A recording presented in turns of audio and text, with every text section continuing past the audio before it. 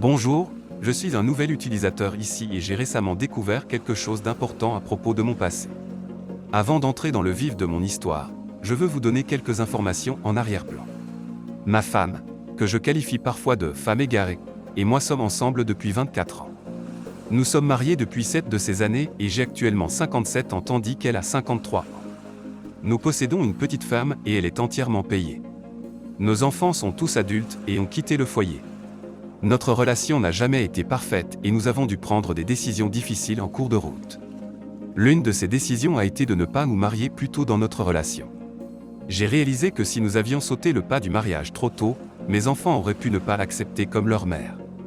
Par conséquent, pendant les 17 premières années de notre relation, nous avons vécu dans des maisons séparées. Nous avons affronté les défis habituels que rencontrent les couples, notamment en ce qui concerne l'éducation de nos enfants. Cependant, nous n'avons pas eu de dispute majeure et pour moi, c'était généralement une bonne expérience. Au printemps 2018, les choses ont pris un tournant différent. Je me suis blessé à l'épaule droite en me dépêchant de terminer des travaux de clôture très nécessaires pour notre bétail. Mon épaule était en très mauvais état et je travaillais encore à temps partiel à cette époque. Finalement, j'ai dû arrêter de travailler et ma femme, qui avait un travail qu'elle pouvait faire depuis la maison, a suggéré que je reste à la maison aussi. Tout me semblait bien mais je ne savais pas que ma femme avait l'habitude de mentir. Puis, en février 2019, j'ai contracté le corona. À cette époque, il n'y avait pas encore de test disponible pour cela. Le virus a fini par causer de graves problèmes cardiaques pour moi. Juste au moment où nous avons découvert ces problèmes cardiaques, les hôpitaux ont été mis en quarantaine à cause de la pandémie et je n'ai pas pu obtenir d'attention médicale pendant environ 5 mois. À la fin de cette épreuve, j'ai été laissé avec une maladie cardiaque permanente qui nécessitait de fortes doses de médicaments pour être géré. Le médicament que je devais prendre pour ma maladie cardiaque avait un effet secondaire. Il a enlevé ma capacité à être intime, ce qui a conduit à une profonde dépression. La vie a commencé à être très sombre et je me suis retiré de tout ce qui m'entourait. Au fil du temps, le médicament a commencé à contrôler mes problèmes cardiaques et j'ai commencé à m'améliorer dans divers aspects de ma vie. Autour de juin 2021, j'ai commencé à remarquer un comportement inhabituel de ma femme, que je qualifie parfois de femme volage. Ma dépression avait un peu diminué à cette époque, bien que je me sentais toujours assez déprimé. Juste pour être honnête, nous n'avions pas été intimes depuis 2 ans parce que le médicament avait essentiellement mis fin à ça. Ma femme a commencé à trouver toutes sortes d'excuses pour quitter la maison fréquemment. Elle avait l'habitude d'aller au magasin 1 ou 2 fois par semaine mais maintenant, c'était 4 ou 5 fois par semaine. Elle pensait probablement qu'elle était discrète mais j'étais quelque peu conscient de mon environnement, même si je ne m'en préoccupais pas vraiment à l'époque. J'ai essayé de vérifier son ordinateur quand elle partait dans l'espoir de trouver des indices mais elle le gérait très bien et je ne voulais pas la confronter à propos du problème de mots de passe à l'époque.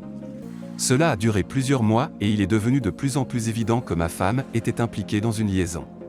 Elle était souvent au téléphone, prétendant parler à ses enfants et à d'autres. Puis, vers la mi-août, j'ai eu un bilan de santé avec mon médecin. Il a dit que les choses s'amélioraient et il a changé mon médicament. Presque immédiatement, j'ai commencé à me sentir mieux. J'avais plus d'énergie, je dormais mieux et les choses ont commencé à fonctionner à nouveau. Avance rapide à la veille de notre anniversaire et ce qui deviendra plus tard un jour significatif dans ma vie. Pas dans le bon sens. Oui, vous avez deviné. J'ai découvert son adultère le jour de notre anniversaire, le 24 novembre 2021. Nous n'avions pas été proches physiquement depuis des années. Non pas parce que je ne le voulais pas, croyez-moi, mais elle a pris le dessus et les choses se sont passées. Je n'aurais probablement pas dû céder, mais parfois il est difficile de résister. Le matin suivant, nous avons vaqué à nos tâches habituelles. Elle a mentionné qu'elle devait partir précipitamment au magasin à 7h30 du matin. Mais ce jour-là, notre anniversaire, elle semblait insouciante. Elle est partie précipitamment et n'a pas veillé à ce que l'ordinateur soit correctement verrouillé, ce qui sera plus tard significatif. J'ai rapidement sauté sur l'ordinateur, ouvert l'historique du navigateur et remarqué des activités inhabituelles. J'ai cliqué dessus et découvert une conversation privée en cours sur Facebook avec un homme qui se déroulait depuis environ 4 ou 5 mois. J'ai lu certains des détails explicites qu'ils avaient partagés, pensant que j'aurais peut-être besoin de cela comme preuve pour une éventuelle affaire de divorce. Je n'ai pas pu contenir mon choc et ma colère. J'ai donc immédiatement envoyé un texto, lui disant de ne pas rentrer à la maison et j'ai envoyé plusieurs captures d'écran prises à partir de l'ordinateur. À mon plus grand désarroi, elle est effectivement rentrée à la maison et nous avons eu une énorme dispute explosive qui s'est terminée par son départ. J'étais complètement dévasté. En seulement quelques minutes, tout ce que nous avions construit pendant plus de 24 ans semblait s'évanouir. Ce qui était encore plus déroutant, c'est la découverte qu'elle avait pris des photos suggestives pendant des mois avant l'infidélité. Lorsque je l'ai interrogée sur ces photos, elle a avancé une excuse plutôt absurde, prétendant qu'elle voulait voir à quoi elle ressemblait. Je n'ai pas pu m'empêcher de répondre sarcastiquement, « Tu voulais voir à quoi ressemblent tes parties intimes ». On aurait dit qu'elle était incapable ou réticente à dire la vérité, peu importe le nombre de chances que je lui donnais pour le faire. Alors que je continuais à enquêter, j'ai découvert qu'avant de s'impliquer, elle avait utilisé un site appelé Adult Friends Finder, qui, à ma surprise, s'est avéré être un endroit assez dépravé. Lorsque je l'ai confrontée à ce sujet, elle a rapidement éludé en disant qu'elle se sentait seule et cherchait de l'affection. Même si c'est clair que l'affection n'est pas ce qui est généralement proposé sur un tel site. Tout à fait le contraire. À ce jour, elle continue d'essayer de rejeter la faute de l'infidélité sur moi, citant des circonstances qui étaient totalement hors de mon contrôle. Elle sait au fond d'elle que ce n'est pas vrai, mais ses illusions l'empêchent de l'accepter. Nous avons vécu séparément pendant environ 10 jours et finalement, nous avons eu une conversation. Elle a exprimé le désir de revenir à la maison. Au début, j'ai refusé, mais elle s'est adressée à ma famille pour plaider sa cause. Comme nous avions été ensemble pendant 24 ans, j'ai décidé de l'écouter au moins. Avec réticence, j'ai accepté de lui donner une autre chance, en partie influencé par mes enfants et le fait que nos chiens lui manquaient. J'étais prêt à essayer et voir si elle pouvait faire amende honorable. Cependant, comme il s'avérerait plus tard, cette décision s'avérait être une erreur significative. Après 6 semaines, la nuit dernière, lors de sa première séance de psychothérapie individuelle, j'ai réalisé qu'elle est une menteuse compulsive et je ne lui fais plus du tout confiance. Connaissant sa tendance à manipuler la vérité, j'ai mis un enregistreur vocal pour capturer secrètement sa première session. Je suis conscient que ce n'était pas la meilleure façon de faire, mais je soupçonnais qu'elle pourrait présenter une version biaisée des événements lors de la séance de psychothérapie. Elle a non seulement déformé la vérité, et elle est allée encore plus loin. Après avoir écouté les mensonges qu'elle a racontés lors de la séance de psychothérapie individuelle, j'ai décidé que je devais divorcer d'elle. Je dois protéger cet enregistrement parce que je ne veux pas qu'elle sache que j'ai entendu chaque mot prononcé pendant la séance. L'enregistreur était si bon que je pouvais même entendre ce que disait le conseiller individuel. J'étais initialement ouvert à l'idée de réconciliation, mais maintenant je me retrouve dans une situation délicate en connaissant le contraste frappant entre sa véritable histoire et ce qu'elle dit dans la vie quotidienne. Il convient également de noter qu'elle a l'habitude de consommer du cannabis, ce qu'elle croit faire sans que je le sache. Cependant, cela n'est pas passé inaperçu. Ce matin, elle a décidé de confesser sa consommation de cannabis, affirmant que le conseiller individuel lui avait recommandé d'arrêter. Bien qu'il n'ait jamais abordé ce sujet, il semble qu'elle ait été trop brisée pour être sauvée. C'est la souffrance la plus profonde que j'ai jamais ressentie alors que je reconnais que mes propres problèmes ont joué un rôle dans notre situation. Je comprends aussi que sa décision d'entretenir une liaison était entièrement de son fait et je ne peux pas porter le blâme pour cela. Elle a mentionné au conseiller individuel qu'elle ne pouvait pas supporter nos règles actuelles de transparence que j'avais mises en place après les événements récents. Elle affirmait qu'elle n'avait pas d'intimité. Compte tenu des circonstances, il est difficile de lui faire confiance à ce stade. Je comprends que cela a été une histoire longue et quelque peu décousue, mais j'avais besoin d'inclure autant d'informations de fond que possible pour m'aider à comprendre tout ça. C'est déchirant de perdre 24 années de travail et d'engagement, mais à ce stade, je ne sais pas quoi faire d'autre. Je veux mentionner que l'enregistreur à activation vocale peut être un outil utile lorsque vous avez affaire à quelqu'un dont le comportement est devenu imprévisible. Cependant, il est essentiel de vérifier les lois locales sur l'écoute électronique pour vous assurer que vous ne faites rien qui pourrait conduire à des ennuis juridiques. J'ai effacé l'enregistrement une fois que j'avais recueilli les informations dont j'avais besoin. Je voulais juste connaître l'étendue des mensonges d'un seul coup. Malheureusement, il n'y a aucune garantie de récupération complète à ce stade. Les choses sont aussi bonnes qu'elles sont susceptibles de l'être pour l'instant. Il est intéressant de noter qu'elle a passé beaucoup de temps la nuit dernière lors de sa séance de psychothérapie individuelle à se plaindre des factures médicales que j'avais accumulées à cause de mes problèmes cardiaques.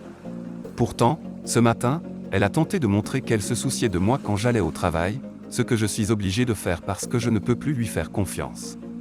Le flot constant de mensonges me rend physiquement malade. Je ne supporte pas les gens qui agissent d'une manière devant vous et d'une autre derrière votre dos, et dans son cas, c'est un problème significatif. Chaque fois qu'elle entre dans une pièce où je suis, cela me donne la nausée. Je ne peux tout simplement pas être autour d'elle en ce moment, surtout après la séance absurde qu'elle a eue avec son conseiller individuel l'année dernière. J'espère que le conseiller individuel n'est pas assez naïf pour croire les histoires à dormir debout qu'elle a inventées pendant cette séance. Cela n'a pas de sens d'investir du temps et de l'argent dans un conseiller individuel si vous allez être malhonnête. Pourquoi s'embêter avec ça? Pour aggraver les choses, ce matin, elle a commencé avec l'acte de l'épouse regrettable. Elle a commencé à me blâmer en disant que j'étais un mauvais mari. C'est incroyable comment elle a soudainement décalé la chronologie en prétendant maintenant que cela fait 5 ans que les problèmes durent, alors que juste hier, elle reconnaissait que cela faisait 2 ans et demi. C'est comme si l'histoire avait doublé du jour au lendemain. J'ai effacé l'enregistrement, mais cela m'a fait réaliser encore plus à quel point elle est vraiment trompeuse. Apparemment, son conseiller individuel a suggéré d'avoir une séance avec nous deux. Au début, j'ai refusé, mais quand elle a mentionné que le conseiller individuel lui a conseillé d'arrêter de consommer du cannabis parce que c'est un problème pour moi, j'ai envisagé d'accepter la séance. Si je le fais, cela pourrait fournir une occasion de dévoiler ce mensonge avec son conseiller individuel, ce qui pourrait valoir la peine. L'assurance de ma femme couvre son conseiller individuel.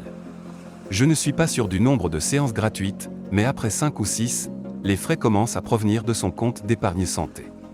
Vous avez absolument raison. C'est un problème de caractère et très sérieux qui plus est. Ce qui me perturbe encore plus que l'affaire, ce sont les mensonges constants, les demi-vérités et les omissions. Cela semblait être un problème bien plus profond, peut-être lié à des problèmes mentaux. Cela sape ma confiance en la résolution de nos problèmes. Elle se demande pourquoi je ne lui fais pas du tout confiance, mais en même temps, elle ne semble pas réaliser que ces mensonges sont la cause première de cette méfiance. L'affaire n'est qu'un symptôme de son caractère et ces mensonges sont pour moi des motifs de rupture absolue.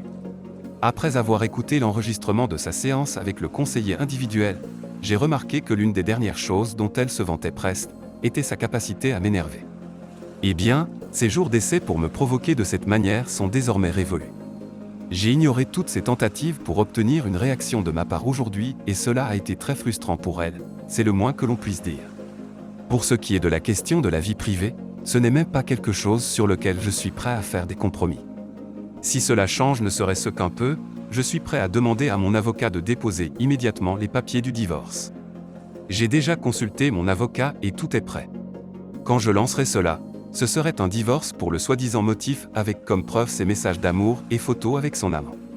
Ainsi, si certains membres de sa famille sont impliqués, ils verront à quel point elle était fière de ses actions. Ce serait une révélation dévastatrice pour elle, surtout qu'elle a essayé de maintenir l'image d'être pure et innocente. Je suis proche de finaliser ma décision de divorcer. J'ai déjà suivi les étapes nécessaires avec mon avocat afin que nous puissions déposer une demande de divorce à tout moment. Après tous les mensonges et la tromperie, je ne suis pas prêt à essayer de réparer les choses, même si elle devait faire des efforts sincères. Cependant, je ne suis pas sûr qu'elle puisse dépasser son propre sentiment de victimisation pour voir que la fin est proche. Ce dont je suis incertain, c'est combien de temps je devrais lui laisser, surtout pour donner l'impression que je fais un effort pour le bien de la famille. J'ai réalisé que 6 semaines pourrait être un délai trop long, mais quelle durée serait juste? J'ai commencé à lire un livre sur la guérison de l'infidélité et, intéressant, elle a commencé à le lire en même temps. Cependant, elle a arrêté de le lire quand elle est arrivée aux parties plus exigeantes qui demandaient à l'épouse infidèle de prendre pleinement ses responsabilités et de faire le gros du travail. C'est la raison pour laquelle je suis actuellement bloqué dans un état d'incertitude sans voie claire à part procéder au divorce. Il est incroyablement difficile de penser à jeter 24 ans de ma vie bien que je ne sache pas vraiment qui était cette personne. Je suis aussi très réticent à perdre notre ferme, dans laquelle j'ai investi tant d'efforts, de sueur et de larmes. Elle a aussi impliqué son amant dans presque tous les aspects de notre vie, ce qui fait qu'il semble n'y avoir presque aucune activité que nous faisons qui ne soit d'une manière ou d'une autre liée à lui. Cela comprend tout, de l'épicerie à la tonte de nos champs. Même ses amis proches et mes tâches quotidiennes comme nourrir le bétail.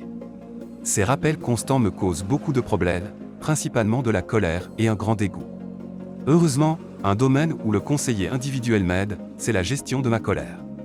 Je ne résiste pas à ces rappels, mais je ne les laisse plus me consumer autant qu'avant, ce qui a rendu la vie un peu plus supportable pour l'instant.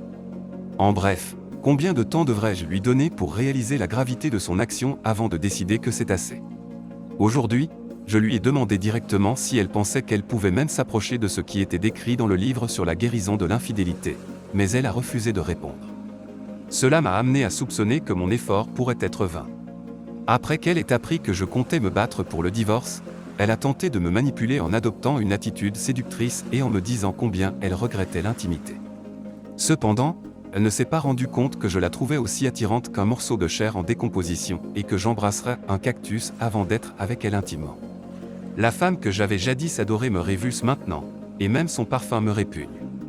La nuit dernière marquait la première fois que j'ai dormi toute la nuit depuis le jour où tout est apparu. C'était une pause bienvenue et j'avais presque oublié ce que cela faisait. Cependant, ce matin, elle a lâché une bombe en déclarant que si l'on n'avait pas d'intimité supplémentaire, elle ne voyait pas comment elle pourrait rester dans la relation. Je ne sais pas si elle a vu cela comme une sorte de thérapie choc, mais en réalité, je m'en moque. Comme je l'ai mentionné, je choisirais un cactus plutôt qu'elle. Plus tard dans la journée, elle a exprimé son incrédulité face au fait que je pouvais être si bouleversé par seulement 4 mois de son infidélité, compte tenu de nos 24 années passées ensemble où nous étions heureux. Il est étonnant que quelqu'un puisse être si détaché de la réalité pour penser que l'une de ces 2 lignes de conversation pourrait mener à un résultat positif. J'ai décidé de reprendre le contrôle de ma vie et je ne me lance plus dans des disputes avec elle. Au lieu de cela, je fournis des réponses courtes et précises puis je mets fin à la conversation. Sa menace à peine voilée et son incapacité à voir le décalage entre les 23 ans et demi de notre relation et les 4 mois d'infidélité ont fait monter d'un cran ma décision concernant notre avenir. Mon avocat m'a conseillé d'attendre le début de l'année prochaine avant de déposer une demande de divorce et je suis enclin à suivre ce conseil. Merci d'avoir suivi ce témoignage. N'oubliez pas d'appuyer sur le pouce vers le haut et de vous abonner si vous ne l'avez pas déjà fait. Merci et passez une merveilleuse journée.